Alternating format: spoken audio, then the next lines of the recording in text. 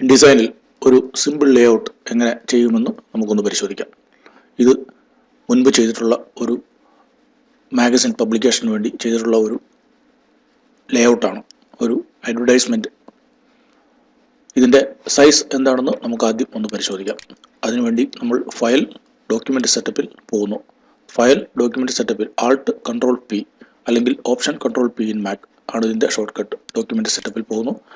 അപ്പോൾ അതിൻ്റെ file size 210 mm width and 270 height, അതാണ് ഇതിൻ്റെ മെഷർമെൻറ്റ്. പ്ലസ് 3 mm ബ്ലീഡ് ഇതിന് 4 സൈഡിലും ഓൾ അറൗണ്ട് കൊടുത്തിട്ടുണ്ട്. എന്താണ് ബ്ലീഡ് എന്ന് നമുക്കൊന്ന് പരിശോധിക്കാം. ആദ്യം ഞാൻ ഇതിൻ്റെ വ്യൂ നോർമൽ വ്യൂ ആക്കുന്നു. ഇത് നോർമൽ വ്യൂ ആണ്. അതിനുള്ള ഷോർട്ട് കട്ടാണ് W. വീണ്ടും അതിനെ നമുക്ക് ആക്ച്വൽ വ്യൂയിലേക്ക്, അതായത് പ്രിൻ്റബിൾ വ്യൂ, നമ്മൾ എന്താണ് കാണുന്നത്, എന്താണ് പ്രിൻ്റ് ചെയ്യാൻ പോകുന്ന വ്യൂ, അതിലേക്ക് നമുക്ക് W ആണ് അതിൻ്റെ ഷോർട്ട് കട്ട്. W നമ്മൾ സൂം ടൂൾ എടുക്കുന്നു, ഒന്ന് പരിശോധിക്കുന്നു. ഇവിടെ ഈ ബ്ലൂ ലൈൻ കാണുന്നതാണ്, ഈ ഡാർക്ക് ബ്ലൂ ലൈൻ കാണുന്നതാണ് നമ്മളുടെ ബോർഡർ. അതിന് ഇപ്പുറത്തേക്ക് കാണുന്ന ഇതാണ് നമ്മളുടെ ഈ ബ്ലീഡ് എന്ന് പറയുന്നത്, 3 mm ബ്ലീഡ്. ഇതൊരു മാഗസിൻ പബ്ലിക്കേഷനാണ്. അതായത് ഈ പരസ്യത്തിൻ്റെ മാഗസിൻ്റെ 4 സൈഡിലും കട്ട് ചെയ്ത് പോകുന്നതാണ്. അപ്പോൾ ഈ ഇമേജ് ഇങ്ങനെ എഡ്ജിൽ വന്ന് നിൽക്കുന്നതുകൊണ്ട് ഇത് സൈഡ് കട്ട് ചെയ്ത് പോകുന്നു. അപ്പോൾ അത് കട്ട് ചെയ്ത് പോകുന്നതിന് വേണ്ടിയാണ് നമ്മളങ്ങനെ ബ്ലീഡ് കൊടുത്തിരിക്കുന്നത്. അതേസമയത്ത് നോൺ ബ്ലീഡ് ആയിട്ടും ഇതിനെ ചെയ്യാറുണ്ട്. അത് വൈറ്റ് ബാക്ക്ഗ്രൗണ്ട് മാത്രമാണെന്നുണ്ടെങ്കിൽ അതിനകത്ത് മാത്രം നിന്നാൽ മതി, നമുക്ക് ബ്ലീഡ് കൊടുക്കേണ്ട ആവശ്യമില്ല. ഓക്കെ, ഇനി നമുക്ക് ഈ ആഡ് നമുക്ക് എങ്ങനെ ഒന്ന് റീക്രിയേറ്റ് ചെയ്യാം. ഈ ലേഔട്ട് ഇതിൽ ടെക്സ്റ്റ് ഉപയോഗിച്ചിട്ടുണ്ട്, ഇമേജ് ഉപയോഗിച്ചിട്ടുണ്ട്, പല യൂണിറ്റായിട്ട് പല ബോക്സസ് ആയിട്ടാണ് ടെക്സ്റ്റ് ഉപയോഗിച്ചിട്ടുള്ളത്. ഇതിന് എംബ്ലം ലോഗോ പാർട്ടുണ്ട്, ബോഡി ടെക്സ്റ്റ് ഉണ്ട്, ഇതിൻ്റെ ഡിസ്ക്രിപ്ഷൻ ടെക്സ്റ്റ് ഉണ്ട്, ക്യാപ്ഷൻ ഉണ്ട്, ഇമേജ് ഉണ്ട്. ഇൻഡിസൈനിൽ പലതരം ഇമേജസിന്, ഗ്രാഫിക്സ് എലിമെൻസിനെ നമുക്ക് ഇമ്പോർട്ട് ചെയ്യാവുന്നതാണ്. ഈ PSD, TIFF, JPEG, Illustrator EPS, AI, CorelDRAW, അങ്ങനെ പലതരം ഇമേജസിനെ നമുക്ക് ഇമ്പോർട്ട് ചെയ്യാവുന്നതാണ്. ഇതിൻ്റെ ബാക്ക്ഗ്രൗണ്ടിൽ കാണുന്ന ഈ പ്രധാനപ്പെട്ട ഈ ഇമേജ് ഏത് തരം ഫയലാണ് എന്ന് നമുക്കൊന്ന് പരിശോധിക്കാം. അതിന് നമുക്ക് ഇതിൻ്റെ ലിങ്ക്സ് പാലറ്റിൽ പോയാൽ മതിയാവും. ഇതൊരു ലിങ്ക്ഡ് ഗ്രാഫിക്കാണ്. ലിങ്ക്സ് പാലറ്റിൽ, അതായത് വിൻഡോയിൽ ലിങ്ക്സിൽ പോയി കഴിഞ്ഞാൽ നമുക്കതിനെ ലിങ്ക്സ് പാലറ്റ് നോക്കാവുന്നതാണ്. Shift Ctrl D ആണ് അതിൻ്റെ ഷോർട്ട് കട്ട്. ലിങ്ക്സ് പാലറ്റ്, ഇതാണ് ലിങ്ക്സ് പാലറ്റ്. ഈ ലിങ്ക്സ് പാലറ്റിൽ ഈ ഇമേജിനെ സംബന്ധിച്ച എല്ലാ വിവരങ്ങളും ലിങ്ക് ഇൻഫോ എന്നാണ് അതിന് ഇവിടെ പറയുക. ഇതിൻ്റെ എല്ലാ ഇൻഫർമേഷൻസും നമുക്കിവിടെ ലഭിക്കുന്നതാണ്. ഇതിൻ്റെ പേര്, ഈ ഇമേജിൻ്റെ പേര് add1_new PSD. ഇതൊരു PSD ഫയലാണ്, അതായത് ഫോട്ടോഷോപ്പ് ഫയലാണ്. ഫോട്ടോഷോപ്പ് ഫയൽ ഇത് പല ലെയറുകളിലുള്ള ഫോട്ടോഷോപ്പ് ഫയൽ ആയിരിക്കാം. എന്തായാലും അതിൻ്റെ പേരുണ്ട്, അതിൻ്റെ ഫോർമാറ്റ് ഇതാ നമുക്കിവിടെ കാണാം. ഫോട്ടോഷോപ്പ് പേജ് 1-ലാണ് അത് പ്ലേസ് ചെയ്തിരിക്കുന്നത്. അതിൻ്റെ കളർ സ്പേസ് CMYK ആണ്, സ്റ്റാറ്റസ് OK ആണ്. അതിൻ്റെ സൈസ്, അതായത് അതിൻ്റെ ഫയലിൻ്റെ സൈസ് എത്ര, 108 MB, 108 MB ആണ് അതിൻ്റെ file size. ICC colour profile, അത് നമുക്ക് കൂടുതലായി പിന്നീട് പഠിക്കാവുന്നതാണ്, CMYK. പിന്നെ അതിൻ്റെ ബാക്കി വിവരങ്ങളെല്ലാം, ഇതിന് കൂടുതലായുള്ള വിവരങ്ങളെല്ലാം ഇതിനകത്ത് നമുക്ക് ലഭിക്കുന്നതാണ്. ലാസ്റ്റ് മോഡിഫൈ ചെയ്തത് എന്നാണ്, എന്ന് ക്രിയേറ്റ് ചെയ്തു, ആ സമയം വരെ നമുക്കിതിൽ ലഭിക്കുന്നതാണ്. ഓക്കെ, നമുക്ക് ഈ ഫയലിനെ അല്ലെങ്കിൽ ഈ ഡിസൈനിനെ നമുക്കൊന്ന് റീക്രിയേറ്റ് ചെയ്യുന്നത് എങ്ങനെയെന്ന് നമുക്കൊന്ന് നോക്കാം. ആദ്യമായി ഇതിൻ്റെ സൈസ് എനിക്ക് കിട്ടി. അതിനു മുൻപായി ഞാൻ ഇതിലുള്ള എല്ലാ എലിമെൻസിനെയും ഒന്ന് ഗ്രൂപ്പ് ചെയ്ത് ഒരു ഒറ്റ യൂണിറ്റ് ആക്കി എടുക്കുകയാണ്. അതിന് എനിക്ക് Ctrl A അല്ലെങ്കിൽ command A in Macintosh, Ctrl A അല്ലെങ്കിൽ കമാൻഡ് A ഇൻ മാക്കിൻടോഷ്. ഇനി അതുമല്ലെങ്കിൽ എനിക്ക് എഡിറ്റ് സെലക്ട് ഓൾ കൊടുത്തു കഴിഞ്ഞാൽ അങ്ങനെയും സെലക്ട് ചെയ്യാം. ഇപ്പോൾ ഈ പേജിലുള്ള എല്ലാ ഐറ്റംസും സെലക്ട് ആയിരിക്കുകയാണ്.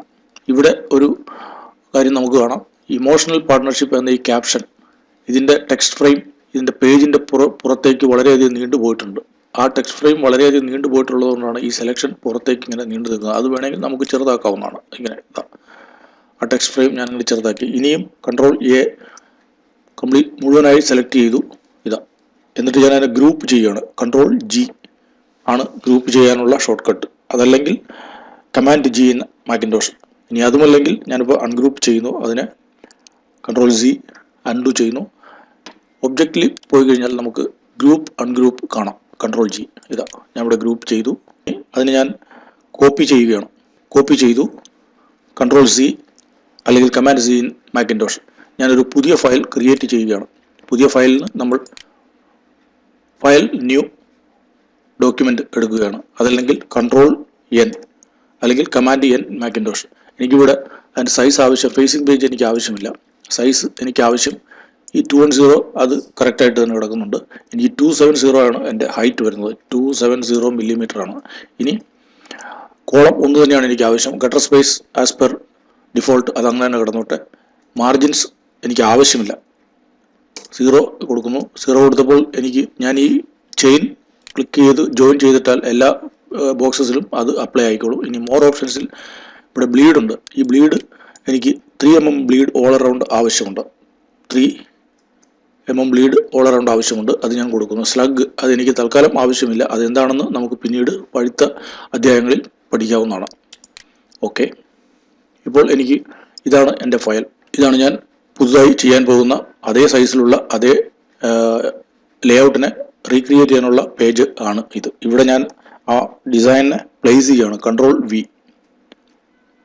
Ctrl+V അല്ലെങ്കിൽ Command+V ഇൻ മാക്കിൻടോഷ്. ഇപ്പോൾ ഞാൻ അതിനെ ഇവിടെ പ്ലേസ് ചെയ്തിരിക്കുന്നത്. എന്തിനാണ് പ്ലേസ് ചെയ്തതെന്ന് വെച്ചാൽ എനിക്കിതൊരു ഗൈഡ് ലെയർ ആയി ഉപയോഗിക്കുന്നതിന് വേണ്ടിയാണ്. ഞാൻ ഇതിനെ യഥാർത്ഥത്തിൽ തന്നെ ക്രിയേറ്റ് ചെയ്യാൻ ശ്രമിക്കുകയാണ്.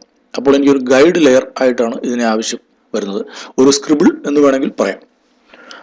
അപ്പോൾ എനിക്കിത് ഇതിൻ്റെ 100% വ്യൂ എനിക്ക് ആവശ്യമില്ല.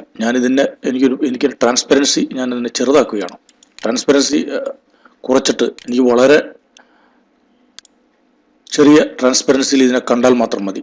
ഇവിടെ ട്രാൻസ്പെറൻസി ബോക്സ് ഉണ്ട്. കൺട്രോൾ പാനലിൽ ട്രാൻസ്പെറൻസി ബോക്സ്. അതല്ലെങ്കിൽ എഫക്ട്സ്, ഒബ്ജക്റ്റ്. ഞാൻ ഇതിനെ വീണ്ടും 100% ആക്കുന്നു. 100% ആക്കിയതിന് ശേഷം ഒബ്ജക്റ്റ്, ഇഫക്ട്സിൽ ട്രാൻസ്പെറൻസി. ഇഫക്റ്റ് പാലറ്റ് എടുക്കുമ്പോൾ അതിൽ മറ്റ് ഒരുപാട് ഫീച്ചേഴ്സ് ഇവിടെ അടങ്ങിയിട്ടുണ്ട്. Drop shadow, inner shadow, outer glow, inner glow, bevel and emboss, satin, basic feather, directional feather, gradient feather. Photoshop കൈകാര്യം ചെയ്യുന്നവരെ സംബന്ധിച്ചിടത്തോളം ഇതെല്ലാം വളരെ സുപരിചിതമായിട്ട് തോന്നും. സുപരിചിതമായിട്ടുള്ള ഫീച്ചേഴ്സാണ് ഇതെല്ലാം. ഫോട്ടോഷോപ്പിൽ ഇത് ഏറ്റവും കൂടുതലായി ഉപയോഗിക്കപ്പെടുന്ന ലെയർ എഫക്ട്സ് ആണ്. നമുക്ക് ഇവിടെ ഒപ്പാസിറ്റി 100% ആണ് ഇപ്പോൾ കിടക്കുന്നത്. എനിക്കത് 100% വേണ്ട. ഞാനൊരു 20% ആക്കുന്നു. എനിക്ക് 20% മതി. 20. ഓക്കെ, ഇപ്പോൾ അതൊരു ഗൈഡ് ലെയർ ആയിട്ട് അവിടെ കിടന്നോളൂ. എനിക്ക് ലെയർ പാലറ്റ് ഞാൻ എടുക്കുന്നു. ലെയർ പാലറ്റിൽ ലെയേഴ്സ്, ലെയേഴ്സ്, വിൻഡോയിൽ F7 ആണ് അതിൻ്റെ ഷോർട്ട് കട്ട്. വിൻഡോയിൽ ലെയേഴ്സിൽ എടുത്തു കഴിഞ്ഞാൽ ലെയർ പാലറ്റ്. ഇതും ഇൻഡിസൈൻ്റെ വളരെ വിശേഷപ്പെട്ട ഒരു ഫീച്ചറാണ്. ലെയേഴ്സ് നമുക്ക് വിവിധ ഒബ്ജക്ട്സും വിവിധ എലിമെൻസും ധാരാളം എലിമെൻസും വെച്ച് ഡിസൈനിങ്ങും ലേഔട്ടും എല്ലാം ചെയ്യേണ്ടി വരുമ്പോൾ നമുക്ക് ലെയർ വളരെ ഉപകാരപ്രദമായ ഒരു ഫീച്ചറാണ്. ഓരോ ലെയറുകളിലും നമുക്ക് ഒബ്ജക്ട്സിനെ ഡിസ്പ്ലേ ചെയ്യുകയും പ്ലേസ് ചെയ്യുകയും ചെയ്യാവുന്നതാണ്. ഇപ്പോൾ ലെയർ 1-ലാണ് ഇത് കിടക്കുന്നത്. ഞാൻ അതിനെ ഒന്ന് ലോക്ക് ചെയ്യുകയാണ്. എനിക്ക് അത് ടച്ച് ചെയ്യുകയോ അല്ലെങ്കിൽ അത് അടുത്ത കഴ്സർ വെച്ച് അറിയാതെ ടച്ച് ചെയ്യുമ്പോൾ മൂവ് ചെയ്യുകയോ ഒന്നും ചെയ്യാൻ പാടുള്ളതല്ല. അതുകൊണ്ട് ഞാൻ അതിനെ ലോക്ക് ചെയ്യുകയാണ്. ഇവിടെ ഈ ബോക്സ് കാണുന്നുണ്ട്. ഈ ഐ സിമ്പലിനും ഈ ലെയറിൻ്റെ ഇടയ്ക്കുള്ള ഈ ബോക്സിൽ ക്ലിക്ക് ചെയ്ത് കഴിഞ്ഞാൽ അത് ലോക്കായി. ആ ലോക്ക് സിമ്പിൾ ഉണ്ട്. ഇനി എനിക്ക് ഇതിനെ മൂവ് ചെയ്യാനോ അനക്കുവാനോ സാധ്യമല്ല. അപ്പോൾ അത് അങ്ങനെ തന്നെ കിടക്കട്ടെ. ഇനി എനിക്കിതിലേക്ക് ഈ പിക്ചർ ഇമ്പോർട്ട് ചെയ്യണം, ലോഗോ ഇമ്പോർട്ട് ചെയ്യണം, ഇതിൻ്റെ ടെക്സ്റ്റുകൾ എല്ലാം ഇമ്പോർട്ട് ചെയ്യണം. അത് നമ്മൾക്ക് അടുത്ത വീഡിയോയിൽ പരിശോധിക്കാവുന്നതാണ്.